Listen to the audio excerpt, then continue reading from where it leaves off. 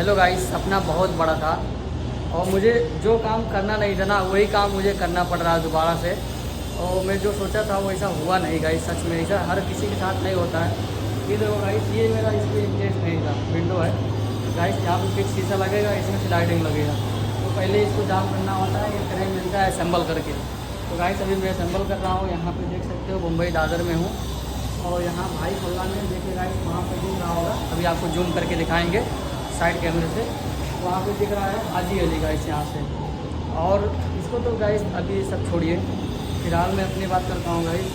मतलब मैं यार मोबाइल लिया, फ़ोन लिया और उसके बाद में बहुत सारा सपना देखा यार कि मेरा यूट्यूब चैनल चलेगा, लेकिन ऐसा कुछ नहीं हुआ गाइस। यूट्यूब के चक्कर में साला आज पूरे दिन खटना पड़ रहा है, 8 घंटा ड्यूटी करके गाइस। देख सकते हो अभी मैं ड्यूटी पे हूँ, अभी और वर्कर लोग नहीं आए हैं तो इसलिए मैं अभी बैग टांग पर बैठा हूँ गाइस। इसमें लंच लेके आता हूँ, देख सकते हो।